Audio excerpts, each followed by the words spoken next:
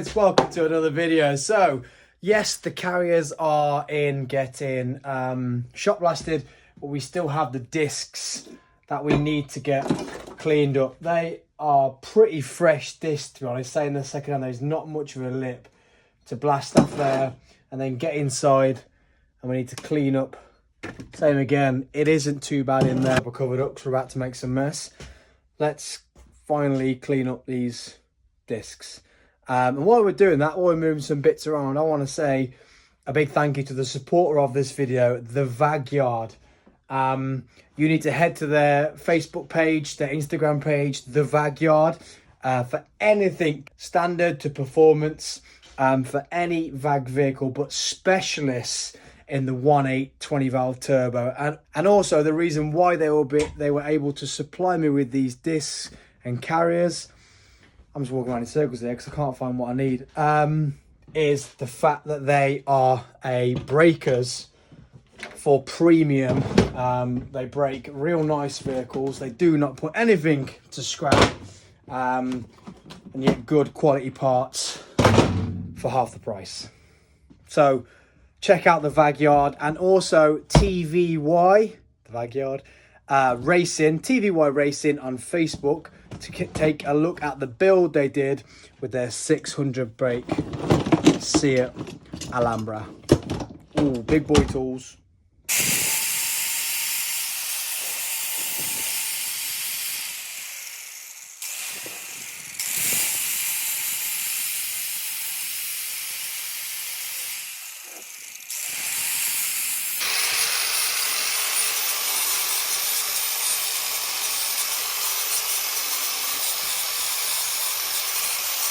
So what you're trying to do is where there's a lip, look here, you can hear it, where the pad's sat, and it's worn this down, but not the edge. You want to get rid of that lip slightly. You don't want to work into this, you just want to get rid of that lip. Also scuff this up a bit. This one wasn't too bad. This one's got a bit of rust on. You're knocking the rust off, and here you're knocking the rust off. You're not going into it because you do not want to change. You don't want to make this fake because when you brake. You still need this to be smooth. And I've also run around the inside of that lip, where that lip forms, where the pads don't sit. But these are going to come up wow nice. Aaron has given me some absolutely beauties. It's literally just that slight, I'd say a 2 mil lip, which is nothing. Unless these have been done like this before, that's near enough a new disc. And then it's literally just surface rust, and they're coming up like new. Top work, Aaron. Cheers, buddy. So when I flip the disc over, there is a little bit of surface rust on the inside. Obviously where you've got metal on the hub, and then there's actually a gap. So in here, you should be able to see it. But this is literally just a collection of brake dust from the brake pads, water, road. It's all just accumulates in there. Knock it off like so. All right, so Sam, why are you looking stupid with glasses on your glasses? Because I'm not saying don't do this. No, I am saying don't do this at home. I've taken the guard off. I'm using a very worn down pad, so it's smaller, and I've taken the guard off so we can fit in to clean this face up. Now, I've took the guard off. Now these glasses obviously are on top of my glasses, but they've got these side things, so better off to be safe than sorry. If I took my glasses off for the safety ones to fit 100%, then I wouldn't be able to see. So this is the safer option.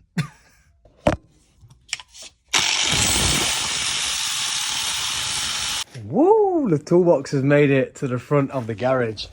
The first time bringing the toolbox to the front to use it. So let's get that sun in the front of the picture. Hey, wow.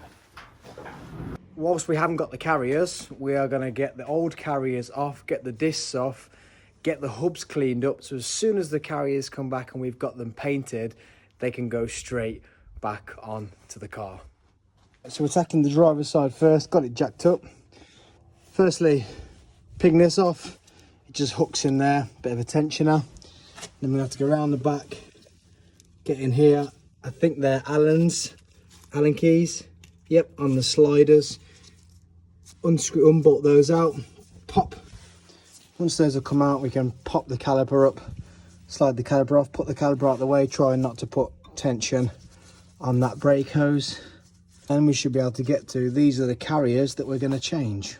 The tools we used were this small pry bar. Could have used a screwdriver to pop out the spring that sits on the front. And it's a 7mm Allen key to get these sliders out. Now the sliders are free. The pads were free, which was nice. They look like new pads, to be honest. And the caliper is now, there's no need to tie it up because I'm not going to be banging or anything to knock it off, but you could tie this up with something to stop it dropping and pulling on here. So next up is to get these two 17mm off to then get this big old carrier off.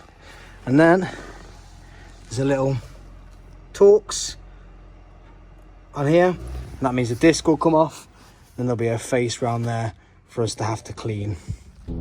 So there's your size difference. Look at the difference. They are way bigger than them.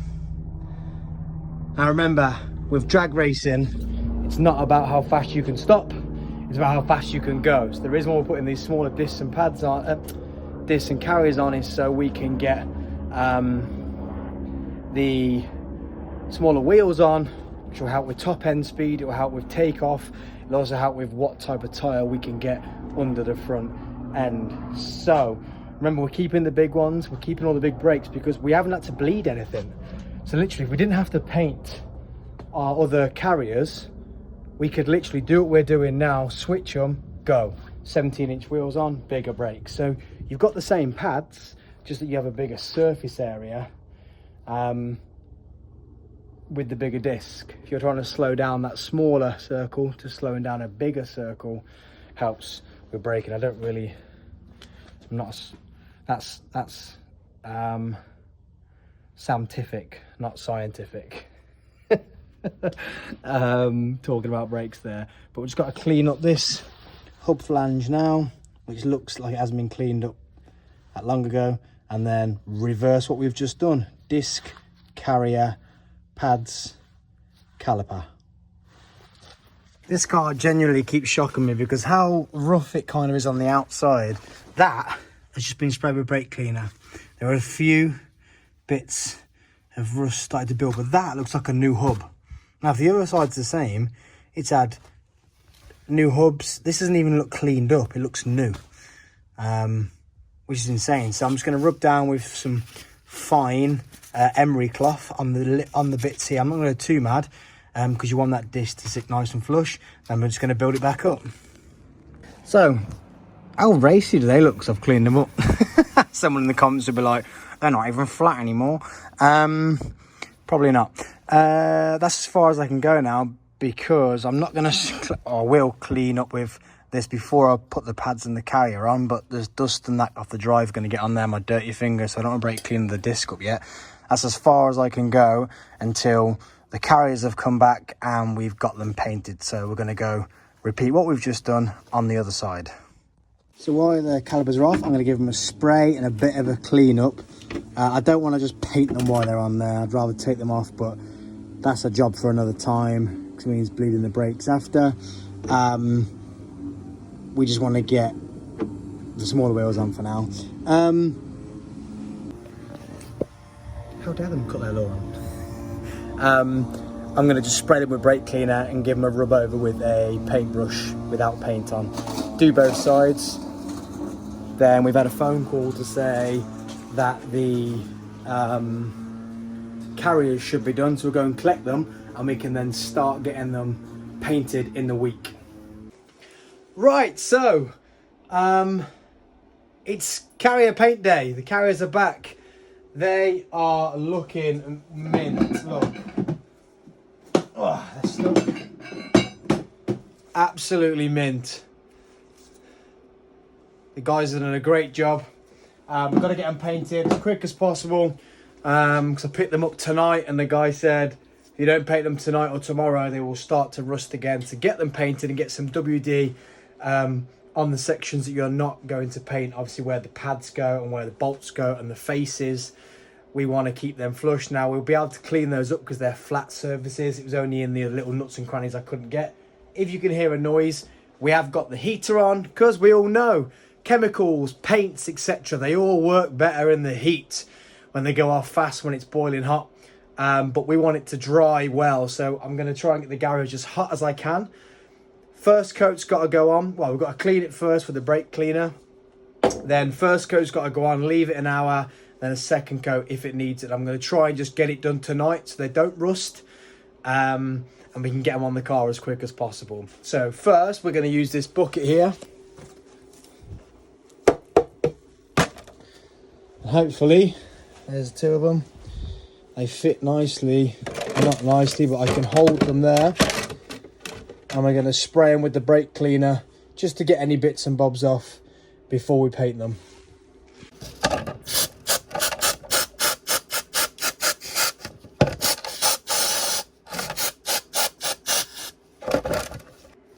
And the good thing with the brake cleaner is, you can see in there, there's not actually much come off them. Because they've been sandblasted, so that's probably just a little bit of sand residue left.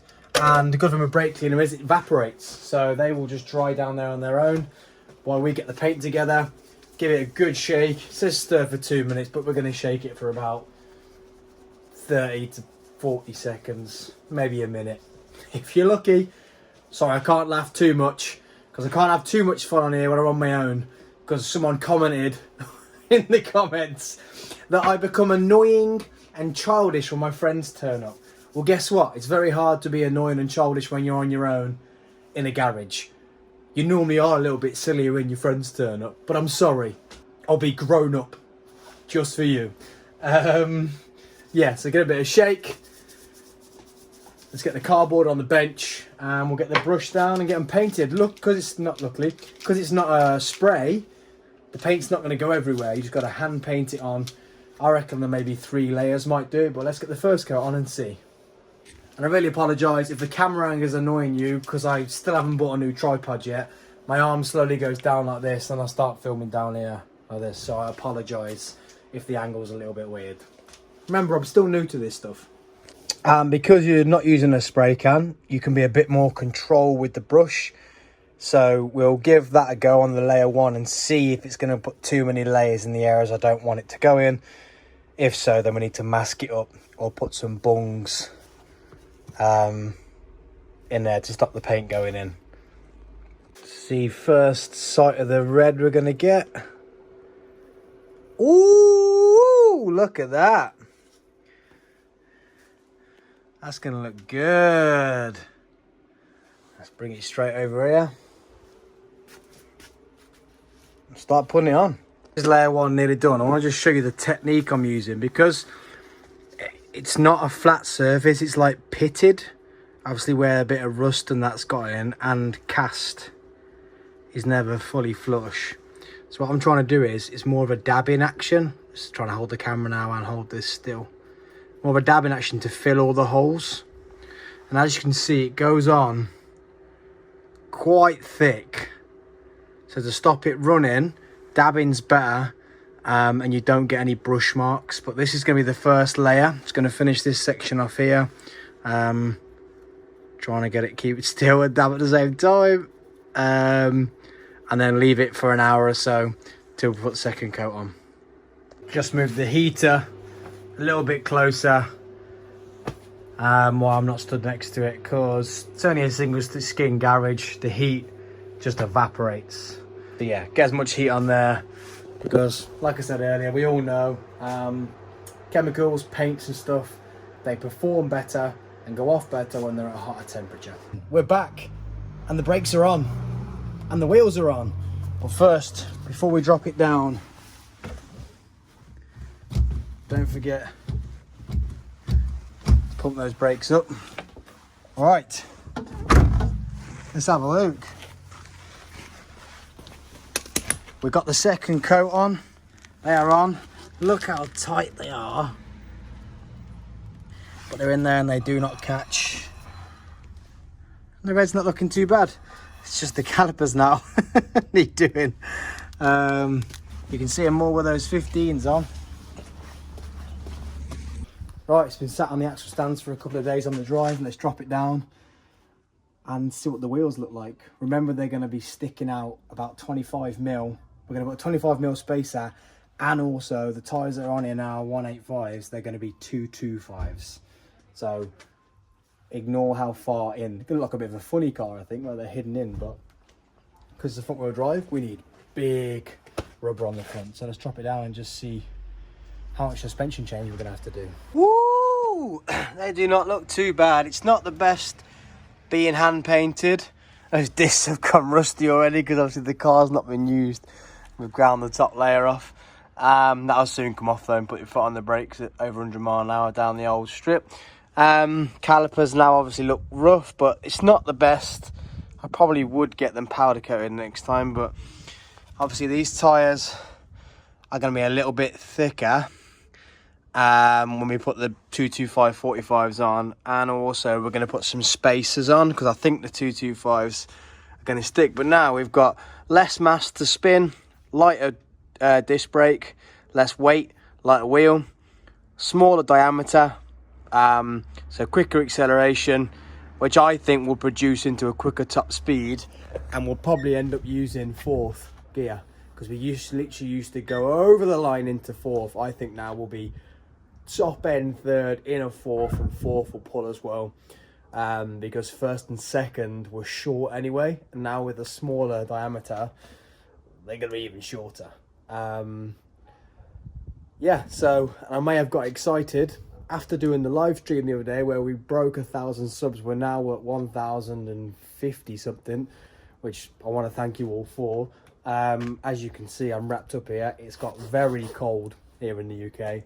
And I got excited after the live stream and I ordered some tyres. I've ordered some 225, 45, 15, etc. So that part of the project's going to start progressing, as well as what I discussed on the live stream. And if you want to find out what's next for me and my boy Bolt, head to the 1,000 subs live stream and take a look at, we discussed, someone asked me the question of what is next and what's the long-term plan. So thank you guys for breaking over 1,000 subs in like 6 months. That's incredible.